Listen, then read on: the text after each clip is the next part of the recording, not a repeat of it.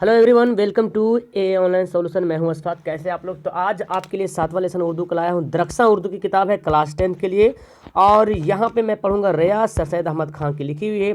तो सबसे पहला सवाल तो आपको यही बनेगा कि रिया किसकी लिखी हुई है? सर सैयद अहमद खां की। जितना सारा मजमून निगार है, अफसाना निगार है, नावल निगार है, नज़म निगार है, सभी का नावल और उनका नाम, तो लिखने वाले मुसन्निफ़ का नाम, इन सब आपको पहले से याद होगा। मेरे ख्याल से याद होना भी चाहिए। नहीं याद है तो अभी भी टाइम है, याद कर लीजिए, ठीक है। फिलहाल इसके बारे में तफसील से पढ़ने वाले हैं, और कुछ मुख्तसर सवाल और कुछ ऑब्जेक्टिव क्वेश्चन पढ़ेंगे, और उसी ऑब्जेक्टिव क्वेश्चन से आपको ऑब्जेक्टिव क्वेश्चन एग्जाम में मिलेगा। इससे बाहर मुश्किल है, शायद ही इससे बाहर क्वेश्चन आ जाए, ठीक है। ज़्यादा सवाल नहीं, पहले पढ़ लेते हैं इसके बारे में डिटेल से। उर्दू नसर की तारीख में सर सैयद की हैसियत सरखेल है। इसकी पैदाइश दिल्ली के एक मुअज़्ज़िज़ घराने में 1817 में हुई। तो यहाँ पे तो 2-3 सवाल बन गया कि सर सैयद अहमद खां की पैदाइश कहाँ हुई? दिल्ली में हुई, और 1817 में सर सैयद अहमद खां की पैदाइश हुई। सर सैयद के वालिद का नाम मीर मुत्तकी और वालिद का नाम अजीजुन निसा बेगम। ये बहुत बार सवाल आता है, ठीक है। अजीजुन निसा बेगम तो खैर हर एग्जाम में एकदम आना तय है कि सर सैयद अहमद खां के वालिदा का नाम क्या था?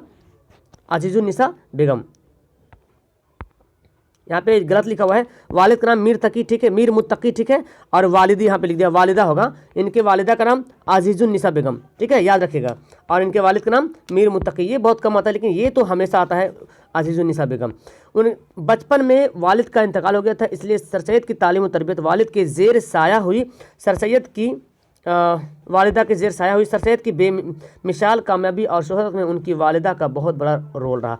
यानी कि सर सैयद अहमद खां के वालिद का बचपन में ही इंतकाल हो गया। जब सर सैयद अहमद खान बचपन में थे तो उसी दौरान जो है उनके वालिद का इंतकाल हो गया था। तो उनकी जो सरपरस्ती जो थी रही है, उनकी तालीम और तरबियत जो दी है, उनकी वालिदा ने अजीजुन निसा बेगम ने दी है, ठीक है। और वो बेमिसाल जो भी कामयाबी, जो भी शोहरत सर सैयद अहमद खां को मिली है, वो वालिदा का बहुत बड़ा उसमें रोल रहा है, ठीक है। इससे 2-3 सवाल आपको क्लियर हो गया। तालीम से फ़रोगत के बाद, देखो ऐसा इसलिए होता है ना क्योंकि एग्जाम में सवाल आता है तो गैड में कभी सवाल जवाब उल्टा पुल्टा रहता है, तो इसको कन्फर्म कर लीजिएगा। तालीम से फ़रागत के बाद सर सैयद ने गाज़ीपुरी में 1862 में अंजुमन साइंटिफिक सोसाइटी कायम किया। क्या कायम किया? अंजुमन साइंटिफिक सोसाइटी कायम किया। 1869 में सर सैयद इंग्लिस्तान बोलते इंग्लैंड को, इंग्लिस्तान गए, और वतन वापसी के बाद तहजीबुल इखलाक के नाम से एक रिसाला जारी किया। तो यहाँ पे आप याद रखिए, तहजीबुल इखलाक, सवाल आता है कि तहजीबुल इखलाक जो रिसाला जारी किया है वो किसने जारी किया? सर सैयद अहमद खां, जिसमें अदबी, समाजी, इस्लाही और तहजीबी मज़ामीन शाये होते थे। तो यहाँ पे एक बहुत बड़ा सवाल है, तहजीबुल इखलाक किसकी लिखी हुई, किसका रिसाला है? सर सैयद अहमद खां का। और चलिए आगे पढ़ते हैं। सर सैयद अलीगढ़ में मदरसतुल उलूम लिखा हुआ है, मदरसतुल उलूम, ठीक है। अलीगढ़ में मदरसतुल उलूम के नाम से एक स्कूल खोला जो 1878 में तरक्की करके मोहम्मडन एंग्लो ओरिएंटल कॉलेज बन गया। मोहम्मडन एंग्लो ओरिएंटल कॉलेज बन गया, जिसको अभी हम लोग, और फिर अलीगढ़ मुस्लिम यूनिवर्सिटी की शक्ल में उभर कर सामने आया। मतलब हम लोग अभी क्या जानते हैं, वर्तमान में अभी मौजूदा हाल में अलीगढ़ मुस्लिम यूनिवर्सिटी के नाम से जानते हैं। इसका पहले नाम क्या था? Mohammedan Anglo oriental college. और इससे पहले जो नाम था मदरसतुल उलूम था, मतलब मदरसा था, मदरसतुल उलूम, ठीक है, मदरसतुल उलूम था। और उसके बाद उसका नाम मोहम्मडन एंग्लो ओरिएंटल कॉलेज बन गया, और उसके बाद वर्तमान में अभी जो हाल में मुस्लिम यूनिवर्सिटी बन गया, अलीगढ़ मुस्लिम यूनिवर्सिटी। सर सैयद को उनकी इल्मी खिदमात के एतराफ़ में बरतानवी हुकूमत की तरफ से सर का खिलाफ मिला। देखो खिताब मिला, सर का जो सर सैयद अहमद खां को जो जानते हैं सर, ये सर जो है ना, सर, ये सर क्या खिताब मिला है। आपको पता है खिताब किसको बोलते हैं? जो हुकूमत की तरफ से मिलता है। और किस हुकूमत? बरतानवी हुकूमत। बरतानवी उसी अंग्रेजी हुकूमत बोलते हैं, ठीक है, अंग्रेजी हुकूमत को बरतानवी हुकूमत बोलते हैं। तो बरतानवी हुकूमत की तरफ से सर का खिताब मिला, जो आगे चलकर उनका नाम हिस्सा बन गया। मतलब खिताब, लगभग खिताब जो है तो शायर का नाम का हिस्सा ही बन जाता है। जैसे मिर्ज़ा असदुल्ला खां गालिब आ गया, मीर तकी मीर आ गया। तो इस तरह से बहुत सारा है। उनकी तसानीफ में आशारुल सनादीद, देखो आशारुल सनादीद और असबाब बगावत हिंद को खुसूसी तारीख अहमियत हासिल है। तो असबाब बगावत हिंद किसकी लिखी हुई है? सर सैयद अहमद खां की लिखी हुई है। और आशारुल सनादीद ये भी उन्हीं की है। उर्दू की जदीद इल्मी नशर की रवायत को फ़रोग देने के अलावा सर सैयद ने उर्दू में मुख्तसर मजमून निगारी को भी फ़रोग दिया। मतलब उन्होंने उर्दू में मजमून निगारी भी लिखना शुरू किया। तवील तहरीरों के बजाय चंद सफ़हात में काम की बात कहने का फ़न सर सैयद ने आम किया। सर सैयद की फ़िक्र में वही वज़न और वक़ार है जो उनकी शख्सियत में था।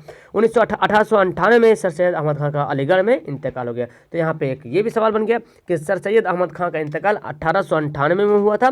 कहाँ हुआ था? अलीगढ़ में हुआ था, और वहीं उनका मदफून हुआ, मतलब वहीं उनका दफन कर दिया गया। तो एक तो याद रखें 1898 में इनका इंतकाल हुआ था, और 1862 में ना कहाँ गया, 1817 में उनकी पैदाइश हुई। 1817 में पैदाइश हुई थी और 1898 में उनका इंतकाल हो गया था। कहाँ पैदाइश हुई थी? दिल्ली में पैदाइश हुई थी, और इंतकाल हुआ था कहाँ? देखिए अलीगढ़ में। तो ये सवाल आपको बहुत बार मिलेगा एग्जाम में। अब जो मैं बता रहा हूँ ना, यहाँ पे जो शॉर्ट सवाल बता रहा हूँ, बस 5 सवाल बताऊँगा, ज़्यादा नहीं, 5 ही सवाल है जो कि ऑब्जेक्टिव क्वेश्चन है। 5 सवाल में एकदम 99% है कि वही आएगा, या तो फिर 1-2 सवाल है 1% है कि किधर से भी आ जाए, बता नहीं सकता हूँ, लेकिन 100% ये आएगा। सर सैयद खां की पैदाइश कब हुई? अब आपको पता है 1817 में सर सैयद अहमद खां की पैदाइश हुई थी, दिल्ली में पैदाइश हुई, एक्स्ट्रा भी आप जानते हैं यहाँ पे। सर सैयद का कौन सा मजमून आपके निसाब में शामिल है? यानी कि जो आप पढ़ रहे हैं ना, वो आपके निसाब में जो शामिल है कौन सा मजमून? रिया। तो रिया है जो सर सैयद अहमद खां का, और असबाब बगावत भी उन्हीं का है। ये सब गुजरा हुआ ज़माना सब उसी की लिखी हुई है, लेकिन आपके निसाब में रिया शामिल है। ठीक है। सर सैयद की वालिदा का क्या नाम था?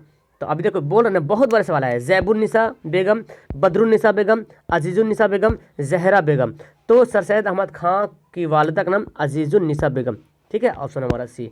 नेक्स्ट है, सर सैयद की वफ़ात कब हुई? आपको पता है 1898 में सर सैयद की पैदाइश हुई। मैं इसलिए इसको बता रहा हूँ बिकॉज आप ना ऑप्शन में गड़बड़ मत करना, एकदम 100% सही है। ठीक है, गाइड में कभी कभी गलत देता है, तो इसका आंसर भी होगा।